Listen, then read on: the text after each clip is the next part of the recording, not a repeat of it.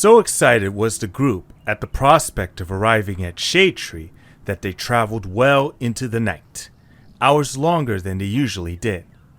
When the moon had reached its peak and there was still no sign that they were close, they finally settled down for the night. They had left the marshes behind a long time ago and were now stretching out and relaxing on the slope of a large grassy hill under the stars. Echae couldn't have been happier about the change in the scenery, but still wasn't feeling as lively as he should have been. Tyscene hadn't cheered up at all, and as much as he didn't want to admit it, it was starting to worry him. People get angry at her all the time, and she doesn't care, he thought. Why is this time so different? As he pondered this, he suddenly noticed Iake and Weiswyo wandering past him, looking for a place to lay down. Echae quickly remembered something else that had been on his mind. He wanted to talk to them. Hey, guys? Hey, Iake. What's up? Listen, you guys.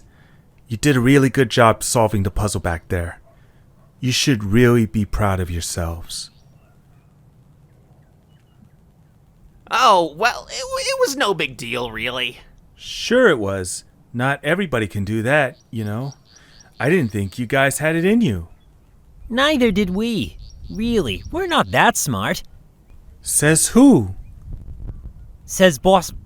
I mean, Echae. Oh, come on. You guys believe him? You know full well he never has a good word to say about anybody. Yeah, we know, but he is right about us. Echae might kind of be a jerk sometimes, but he still knows what he's talking about. He's smart and capable. What? So that means you guys can't be? Well, we're not. Not compared to him. Had Echae really managed to convince these two that they were so worthless compared to him? Had he affected their view of themselves so drastically? I don't believe any of what these guys are telling me. Okay, listen. Have either of you ever been told you were stupid by anybody but Echae? Yeah. Tyscene. Okay, she doesn't count. You know what I think? I think Echae's jealous of you two. What do you mean? Well, obviously, if you two are going to be following him around, he can't have you showing him up and figuring things out that he can't. He's in charge. He has to be the best. But he could tell you two were equal to him, so he just talked it out of you. Whoa! I'm surprised at how I'm talking to Iake and Weiswyo. I guess that these two weren't really on Echae's side at all. They had suffered from him. They were just like a Lubu. The only difference was that they had chosen to align themselves with him, while Hulubu didn't. Must be hard to see what it's like in their feet, so to speak. It seems to me that you would be a lot better off without him. Well, anyway, good night, you guys. He didn't sleep very well that night. He woke up several times, and when that didn't happen, he had a series of discomforting dreams. Many of them had fleas, although he had no idea what they looked like, but the one he remembered the most clearly had Saetwo. She was hovering alone by herself, looking sad, and when he tried to hurry over to her, she turned around and flew away, disappearing into the shadows. When he woke up for good, it was dawn, and there was still hardly any light in the sky. Everyone else was still asleep, except for one person. Echae strained his eyes and made out Tyscene standing by herself in the middle of the valley below the hill, almost too far away to see. Okay, this is just getting silly.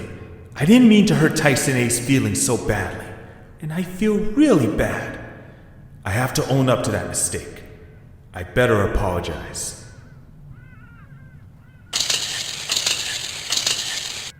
Tyscene? What do you want? Why are you up so early? Why are you? Listen, Tyscene, I really didn't mean to hurt your feelings yesterday. So, I'm sorry, I guess. You guess? Real convincing there. Well, it would be a lot easier for me to apologize if you weren't such a jerk. And I still stand by what I said. You're not in charge because you're not the best. Everybody in this group has something to contribute. Oh, please. Most of the Zubinis here are just brainless idiots who do nothing but take up space.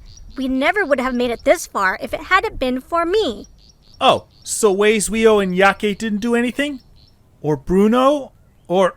No, not you either. All you do all day is talk about your stupid little girlfriend. Say's not my girlfriend. And anyway, even if she were, what does it matter to you? Oh, come on. You haven't figured it out? Wait, you mean... And here I thought you were smart. But yeah, I like you, Echae. What? How could this be? She couldn't possibly be serious, could she? Man, do I feel sick. And I thought maybe with Saetwo not around, you might start to like me back. But after yesterday, I guess I know how you really feel about me. Why, of course I don't like you! Tyscene, there's not a single likable thing about you! You're a selfish, overbearing, egocentric... Don't you realize how much people hate you? How hard do you make it for everybody? Oh, for crying out loud, Tyscene! You hurt Olubu so much, he had to leave the group! And you're mad about that? You care about him? Ulubu's a better Zumbini than you'll ever be! And if anything has happened, if the Fleens did anything to him, all because you made him go that way, then it'll be on your head! Honestly, you and your brother are the two most despicable Zumbinis I've ever met. There's no way I'd ever like you!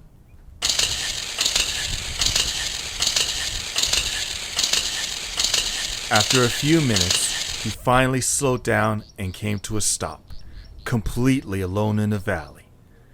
Now that he was by himself, he finally began to calm down, and he thought about what he had just said to Tyscene.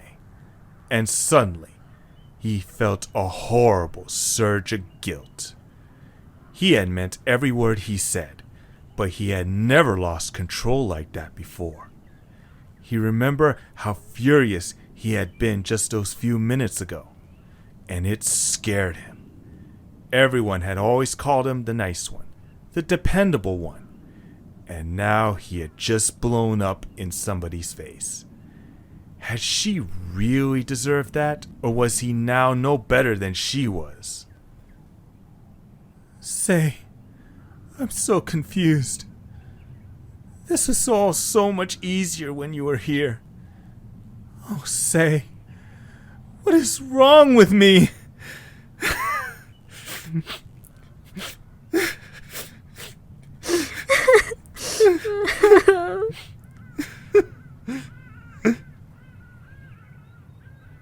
Tyscene was crying too. Nobody had ever spoken to her like that before, and she hated it. This was all Saetwo's fault. If only Echae would stop thinking about that stupid friend of his, then maybe she would have had a chance with him. But no.